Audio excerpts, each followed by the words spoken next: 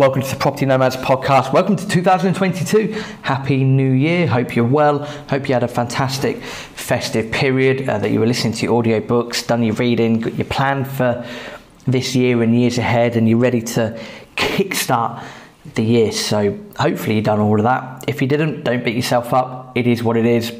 Hopefully this episode will give you a little kick up the backside for you to get cracking on. This is 2022 predictions, thoughts and ideas. I'm always a bit concerned about making exact predictions. To be honest with you, reason for that is I messed up at the end of 2020 for 2021. You probably heard that last week's episode. We've done a little recap of the year. So I'm going to try and make this as positive as possible. There are a couple of realistic points that need to be put in there. I am quite a sceptical individual on things anyway, so I'm going to add that dose of realism in there and provide as much content as I can for yourselves. There's always two ways to look at things. You can look at things from a negative lens or a positive lens. What you should try and do at all times is have that positive lens. If you're surrounding yourself with a lot of negative people, you need to, kick them to the curb. Not literally, not physically either. I forgot the word I'm looking for. Figuratively, that's the word. Figuratively, leave them to one side. Get yourself surrounded by positive people that are like-minded, that are thinking the same as you, and vice versa. 2022, what can go on, what can happen? Well, in a nutshell, if we're doing a very quick summary of this, there's a lot of opportunity. There always will be opportunity in the property market. This year is no exception. The reason why there are loads of opportunities is that, number one, with things that were announced recently in the budget, so the government looking to put in, millions and billions into development of brownfield sites, also looking to tackle homelessness and rough sleeping.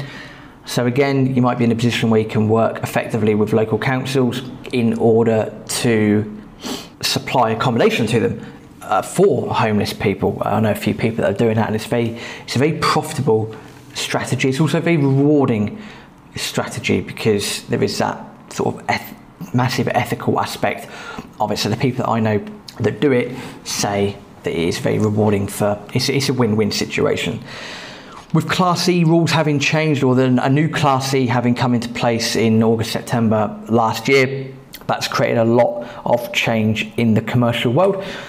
As always, it normally takes a year or two for this information to filter through properly, so you're still ahead of the curve. So if you're looking for commercial conversions, you're looking to get stuck in doing that, you haven't missed a window of opportunity. That window of opportunity still exists. Again, it'd be worth networking, speaking to people that are doing it, cracking on and doing it. It's what we're attempting to do as well. That'll probably be our main focus for this year. Other reasons why that will have big benefits is that other trends that are happening at the moment. So are more people going back to their offices? Well, yes. If you look at rail journeys, look at their numbers, look at generic commuter numbers, more people are going back to their office. Now, that's not necessarily Monday to Friday as such. You might be doing a few days a week. You might be working from home the other day a week. But if more people are going back to their offices, well, you need offices. Now, there's a big shake-up in the commercial world. Obviously, everything's taken a bit of a hit in the last couple of years. But if that trend is reversing itself and demand is going up, then, if you're the one supplying such offices, you're probably going to create a win-win situation there. So that's why there's a lot of opportunities this year. Also, people are going to get back into the regular swing of life. So as well as going to the office, you might find that, as happened last year, a lot of people are staycationing. With borders reopening slowly but surely, you might find that there's even more tourism for the UK this year. So again, if you're running serviced accommodation, you probably had a great year last year, in all fairness. You're probably going to have a really good year this year as well, and for future years ahead, because you'd be balancing that domestic demand with international demand. Voila, happy days. So it's important to look at trends like that. There will always be opportunities, no matter what stage of the property market we're in, and no matter what stage of the economic cycle we're in, there's always going to be opportunities. There might be an overhaul of planning. I'm not convinced this is actually going to happen this year. It seems like, as with most things that the government do, they move at the speed of an iceberg, which, if you listen to climate people, that's increasing day by day. I take no notice of that. There might be an overhaul of planning this year. Chances are it won't happen, but the government do want it to happen. People that I've spoken to have found that if you have to go through a full planning process, that it's like dealing with a set of dinosaurs, which is why the government sort of messed around with Class E, created a Class E changed a lot of things last year to help simplify that process. So rather than going to full applications, you can go to prior approval for a multitude of projects. It's probably why they're focusing a lot on brownfield sites as well. The government has set themselves big targets for housing, and again, you know, the government of course, we've got a Conservative government at the moment. You know, it could be whatever government's in charge. It's okay saying, well, we want X, Y, and Z. That's fine, not a problem. It's okay saying it, but then you've got to execute it properly. And I think it's the execution that's a big stumbling block at the moment. So they are trying their end to sort things out. And of course, it's up to us as developers, investors, and property people to take advantage again of these opportunities that are being presented to us. The last main note that I've got here is start to build up wealth and streams of income. You know, continue to do it. If you haven't already started, then start. If you have started, continue to do what you're doing, but also take a wider look at what's going on around the world. Now, try not to doom scroll, because there's a lot of negative shit out there. Try not to doom scroll. Try and have a realistic view as possible. There's a lot of very bad things that are going on out there at the moment. Governments or treasuries in the US's case, and you know, Bank of England, as they have done. There's a lot of pounds and dollars that are being printed and printed and printed and printed and printed. You know, Los Angeles, I believe, recently started a UBI program, a Universal Basic Income program, which is scary to an extent, because it's getting people into that realm of just having to rely on government to do everything. I mean, that's not good. That's really not good. Rather than sort of go down into the rabbit hole on that, because that could be a whole different episode itself, the point being, continue to build up wealth. So keep cracking on with property stuff. Get started in property if you haven't already got started.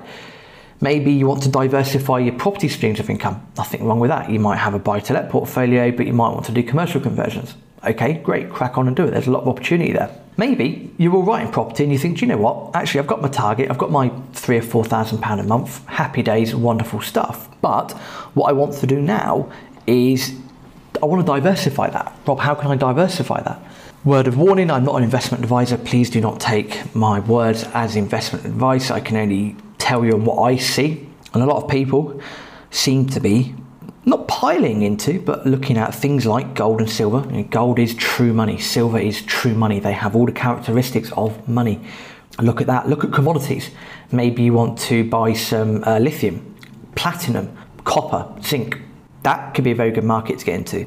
Also, shares in miners, silver miners, gold miners, other commodities, uranium, for example. Again, it's worth looking at things like that. If you've got spare time, it's worth looking at things like that. Yeah, there could be a bit of a bull market coming up there. Again, don't take my word for it. Do the homework yourself. And also, you know, Bitcoin, crypto. I've got a few books about Bitcoin. I've read quite a bit about Bitcoin. I'm not sitting here saying I'm a guru at it, but I understand it a lot more than I did a couple of years ago. And I can see the characteristics in it that make it a very attractive thing to put some cash into. As with anything, you make your money when you buy. I haven't got all my eggs in one basket with it. That's just foolish. But having read about it, I've got a better understanding of it. Therefore, I am happy to do a reinvestment into it. In terms of other cryptos, I just don't know enough about them to be able to pass any special judgment on them. But again, if you've got the time and you want to protect yourself by what's coming down the road, this is probably a good thing to do. But again, I'm not an investment advisor. Do not take my words as investment advice. Do your own homework. Have a look at it yourself. Make your own judgments. Look at the data. Work it out for yourself. What I would say that is, it's probably a good thing to look at a bit of diversification into other assets as well as your property portfolio. In terms of the one negative aspect of 2022, I said this in 2020 and I'll say it again, something's coming down the road.